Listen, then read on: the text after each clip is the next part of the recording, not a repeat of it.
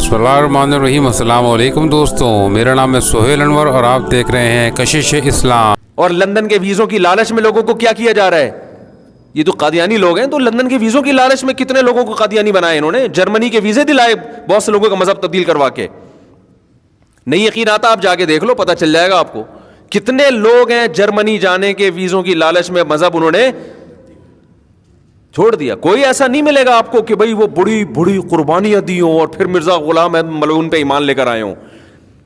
تو مرزا غلام احمد جو ملعون تھا اس کا گیٹ اپ پیغمبروں والا ہے ہی نہیں، تو ایسے تو کوئی بھی اٹھے۔ تو محمد صلی اللہ علیہ وسلم کا جو گیٹ اپ ہے، آپ کے اخلاق کیسے اخلاق آتے ہیں جو صحابہ کرام بیان کرتے ہیں، تو ایسا۔ اور پھر اب تو اور زیادہ نبی کے نبوت کے اللہ نے معجزے دلائل قائم کر دی ہیں، کیسی سندوں کے ساتھ آپ کی حدیثوں کی حفاظت کی گئی ہے۔ ہمارے نبی صلی اللہ علیہ وسلم کے کلام میں ایسی چاشنی ہے، اتنا مزہ ہے اور ایسی تعلیمات ہیں۔ تو مرزا غلام احمد قادیانی، اس کی جو شخصیت تھی نا، میں بار بار یہ بات کہتا ہوں، قادیانیوں سے آپ مرزا غلام احمد کی نبوت پہ تو بات ہی نہیں کرو، آپ کو پہلے اس کی شخصیت پہ مناظرہ ہوگا۔ ہم یہ ثابت کریں گے کہ وہ شریف آدمی نہیں تھا، آپ نے یہ ثابت کرنا ہے کہ وہ شریف آدمی تھا۔ اس پہ کبھی بھی قادیانی بحث کرنے کے لیے آمادہ نہیں ہوں گے، سمجھ رہے ہو؟ تو جب گیٹ اپ ہی پیغمبروں کے گیٹ اپ میں سب سے پہلے ایک چیز ہے، پیغمبر کا کوئی استاذ نہیں ہوتا، کیونکہ اس میں یہ تہمت ہو سکتی ہے، لوگ بدگمان ہو سکتے ہیں، بھائی یہ جو اتنی چیزیں بتا رہے ہیں نا، ان کو کسی نے جتنے بڑے بڑے فلاسفر پیدا ہوئے، اسکالر پیدا ہوئے، ٹیچر تھے نا ان کے پہلے سے کوئی، یا اچانک مریخ سے اٹھ کے آ گئے وہ؟ کیا ہو گیا بھائی جان، کیا ہو گیا؟ بھائی یہی ہوتا ہے نا، جتنے بڑے بڑے اسکالر سائنسدان پیدا ہوئے، کوئی نہ کوئی ٹیچر تھا۔ ہاں یہ ضرور ہے کچھ ٹیچر نے پڑھایا، کچھ ٹیچر سے آگے نکل گئے وہ اور مزید ترقی کی، لیکن ہر ایک اسکالر کا پہلے سے کوئی ٹیچر ہوتا ہے جس سے اس نے سیکھا ہوتا ہے۔ پیغمبروں کا کوئی ٹیچر نہیں ہوتا۔ اس پر امت کا اجماع ہے کہ پیغمبر نے الف لکھنا بھی کسی سے نہیں سیکھا ہوتا۔ کیوں؟ اس میں بہت بڑا الزام لگ سکتا ہے، بھائی یہ انہوں نے ان سے سیکھا ہے۔ ایک تو اس میں عیب یہ ہے کہ پیغمبر کو پھر اپنے ٹیچر کا احترام کرنا پڑے گا۔ پیغمبر کسی کا احترام باپ ہونے کے لحاظ سے کرتے ہیں کہ یہ میرے والد ہیں، یہ میری ماں ہے، یہ میری بہن ہے، یہ میرا بھائی، اس اعتبار سے تو ہے۔ ٹیچر ہونے کے لحاظ سے پیغمبر سب کے ٹیچر ہوتے ہیں، وہ کبھی کسی کو عزت نہیں دے، جو ٹیچروں والی عزت ہے وہ نہیں دیتے، کیونکہ ان کا ٹیچر براہ راست کون ہوتا ہے؟ یعنی اللہ تعالیٰ ہے ان کا۔ تو آپ مرزا کی سیرت اٹھا کے دیکھو، ان کے تو ٹیچر بھی تھے، یونیورسٹی میں ملیں گی، کالج میں ملیں گے، وہ ساری حرکتیں بھی ملیں گے جو یونیورسٹی اور کالجز میں ہوتی ہیں، تو وہ سب کچھ ملے گا آپ کو۔ تو قادیانی ان چیزوں پہ بحث ہی نہیں کرتے۔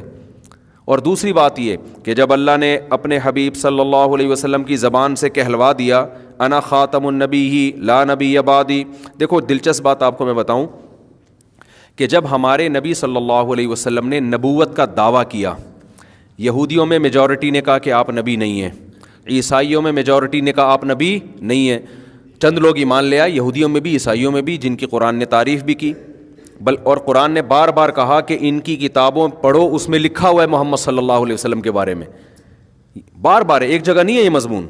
یعرفونہ کما یعرفون ابناءہم، یہ یہودی اور عیسائی محمد صلی اللہ علیہ وسلم کو ایسے جانتے ہیں جیسے باپ اپنے بیٹے کو پہچانتا ہے۔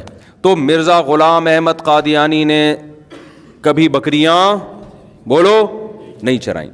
تو پہلی بات تو یہ ہے کہ گیٹ اپ ہی پیغمبروں والا نہیں ہے، شرافت تو ثابت کرو بھائی، پیغمبروں کے لیے سب سے پہلے شریف ہونا چاہیے۔ نمبر 2، پیغمبر کا کوئی ٹیچر نہیں ہوتا، مرزا کے تو بہت سارے اساتذہ گزرے ہیں۔ اور تیسری بات، بخاری کی حدیث، رسول اللہ صلی اللہ علیہ وسلم نے فرمایا کوئی پیغمبر دنیا میں ایسے نہیں آئے جنہوں نے بکریاں نہ چرائی ہوں۔ مرزا غلام احمد نے بکریاں بولو نہیں چرائی۔ صحابی نے پوچھا یا رسول اللہ پھر آپ نے فرمایا ہاں میں نے بھی بچپن میں بکریاں چرائی ہیں۔ لیکن جب مرزا غلام احمد نے نبوت کا دعویٰ کیا ہے نا، تو علماء نے یہ نہیں کہا کہ مرزا نبی ہے یا نہیں ہے، علماء نے کہا بھائی یہ چیپٹر کیا ہو چکا ہے، کلوز، کیونکہ نبی صلی اللہ علیہ وسلم نے جب یہ فرمایا نا کہ میں آخری نبی ہوں، قرآن میں بھی آ گیا، تو یہ امت کا اجماعی عقیدہ بن گیا تھا. یہ اجماعی عقیدہ بن گیا کہ بھئی اب کوئی نیا نبی نہیں آ سکتا.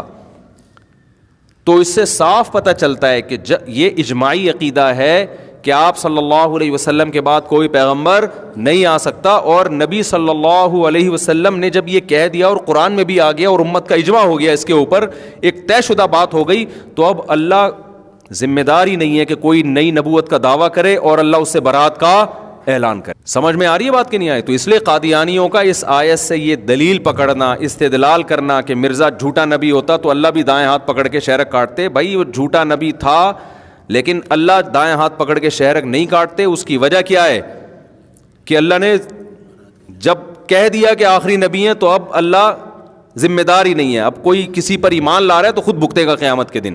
تبھی تو دیکھو پنپنے نہ دینے کی سب سے بڑی مثال یہ ہے کہ اللہ یعنی قادیانی کبھی اس کی ذات پہ بحث کرنے کے لیے ریڈی ہوتے ہی نہیں ہے. یعنی کیسا پیغمبر ہے بھائی جس کی ذات پہ بحث ہی نہیں کرنے کے لیے کوئی آمادہ ہو رہا. اس کا مطلب اللہ نے اتنا ایکسپوز کر دیا اس کی کتابوں کے ذریعے. یہی تو مطلب ہے قرآن میں کہ ہم شہرک کاٹ ڈالیں گے. کیا مطلب؟ ہم ایسی کی تیسی کر دیں گے، ہم پنپنے ہی نہیں دیں گے. تو اللہ نے نہیں دیا. تبھی قادیانی اس کی ذات پر بات کرنے کے لیے ایگری نہیں ہوتے. ان کو پتہ ہے بھائی اب ہم نے اگر ذاتیات پہ آ گئے نا تو مرزا کی کتابوں سے ایسی ایسی چیزیں نکلیں گی کہ وہ اس کو ایکسپلین ہی نہیں کر سکتے.